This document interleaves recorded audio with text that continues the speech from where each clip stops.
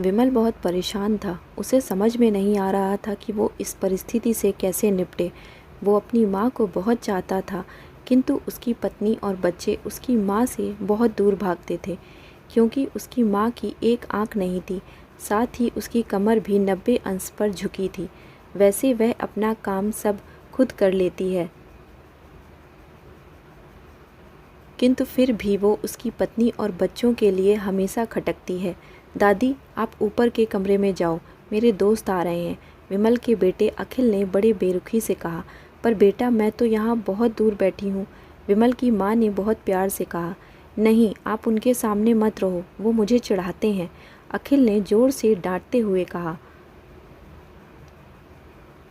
क्या हुआ अखिल, क्यों चिल्ला रहे हो? विमल की पत्नी कामिनी से ने किचन से ही आवाज़ लगाई। देखो ना माँ, ये दादी यहीं ड्राइंग रूम में बैठी हैं और मेरे दोस्त आ रहे हैं, अखिल ने शिकायत भरे लहजे में कहा। माँ जी, आप ऊपर चली जाओ, क्यों हम लोगों को लजवाती हो?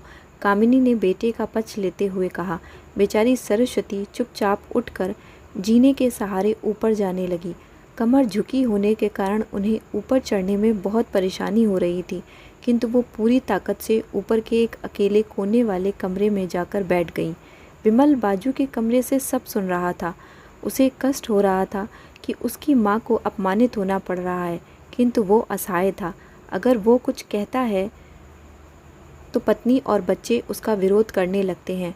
दूसरे उनके तर्क भी सही लगते हैं। चूँकि वो एक प्रशासनिक अधिकारी था, उसका सामाजिक स्तर बहुत ऊंचा था, उसकी ससुराल भी एक उच्च घराने में थी, अतः वह चुपचाप इस तरह हर दिन अपनी माँ को अपमानित होते देखता रहता था। रात को विमल की पत्नी ने कहा, देखो जी, अब कुछ करो। कल कलेक्टर साहब की पत्नी आई थी, माँ जी अपनी देसी धुन धारा में उनसे मिली। मुझे बहुत शर्म आ रही थी, बताते हुए कि ये मेरी सास हैं। मैंने कह दिया कि दूर की रिश्तेदार हैं, इलाज कराने आई हैं। विमल को रोना आ गया, किंतु फिर भी वह चुप रहा।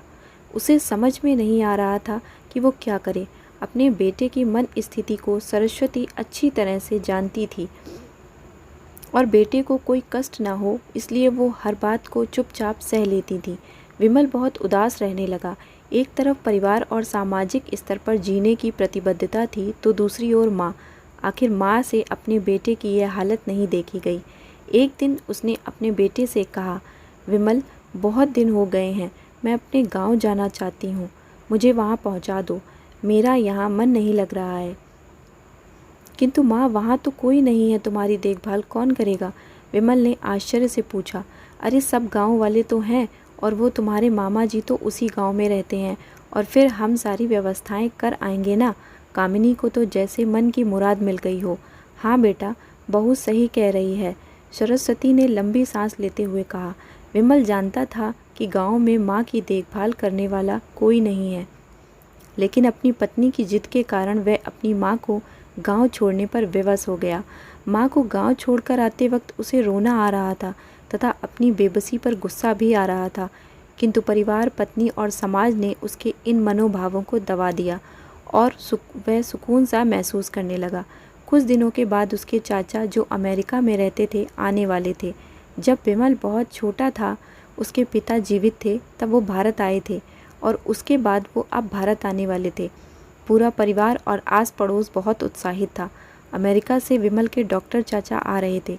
डॉक्टर रमेश ने जैसे ही घर में कदम रखा, सबने मिलकर बहुत उत्साह से उनका स्वागत किया। क्यों विमल, भाभी नहीं दिख रही हैं, कहाँ हैं? डॉक्टर रमेश ने उत्साहपूर्वक पूछा। जी, वो गांव में रहती हैं, यहाँ उनका मन नहीं लगा, कामिनी ने सपाट लहजे में उत्तर दिया। डॉक्टर रमेश ने विमल की ओर देखा तो विमल ने अपनी आंखें झुका ली। डॉक्टर रमेश सब समझ गए। बोले, कल हम भाभी से मिलने गांव चलेंगे सब लोग। दूसरे दिन सभी लोग गांव के घर में पहुंचे। देखा कि सरस्वती को बहुत तेज बुखार है और वो पलंग पर असहाय पड़ी है। डॉक्टर रमेश दौड़कर सरस्वती के पास गए, उनके पैर छूकर रोने लगे। सरस्वती की हालत उनकी कल्पना से परे थी। वाह बेटा विमल, तूने तो नाम उजागर कर दिया। अपनी माँ की यह हालत देखकर तुझे तो शर्म भी नहीं आ रही होगी। डॉक्टर रमेश ने विमल को लगभग डांटते हुए कहा। नहीं देवर जी, विमल का कोई दोष नहीं है, मैं खुद गाँव आई थी। सरस्वती ने अपने बेटे का बचाव किया। मुझे सब पता चल गया भाभी, आप चुप रहो। क्यों बहू, तुम्हें अपनी सास की कुरूपता पसंद नहीं है? समाज में तुम्हें नीचा देखना पड़ता है ना? डॉक्टर रमेश ने कामिनी की ओर व्यंग से देखा। कामिनी निरुत्तर होकर विमल को देखने लगी। आज तुम जिस सामाजिक स्तर पर हो वो इन्हीं के संघर्षों की देन है। और बेटा विमल, तुम्हें शायद मालूम ना हो कि बचपन में जब तुम 1 साल के थे तब छत से नीचे गिरने के कारण तुम्हारी एक आंख फूट गई थी और तुम्हारी रीढ़ की हड्डी में भी समस्या थी। तब तुम्हारी इस कुरूप माँ ने अपनी एक आंख और अपना बोन मैरो तुम्हें देकर इतना सुंदर स्वरूप दिया था। कामनी बेटा, इतने सालों तक संघर्ष करके बेटे को प्रशासनिक अधिकारी बनाने वाली इस संघर्षशील औरत की तुम लोगों ने यह दशा कर दी। तुम्हें ईश्वर कभी माफ़ नहीं करेगा। डॉक्टर रमेश की आंखों से अश्रु जलधारा बह रही थी। अब भाभी, आप मेरे साथ अमेरिका जाएंगी, यहाँ इन स्वार्थी लोगों के बीच नहीं रहेंगी। डॉक्टर रमेश ने सरस्वती से कहा। विमल को तो काटो तो खून नहीं था। डॉक्टर रमेश जो उसके चाचा थे, उन्होंने जो राज बताया उसके बाद तो विमल को यही लग रहा था कि उससे ज़्यादा पापी इस इंसान इस दुनिया में कोई और है ही नहीं। वह दौड़ता गया और माँ सरस्वती के कदमों से लिपट गया।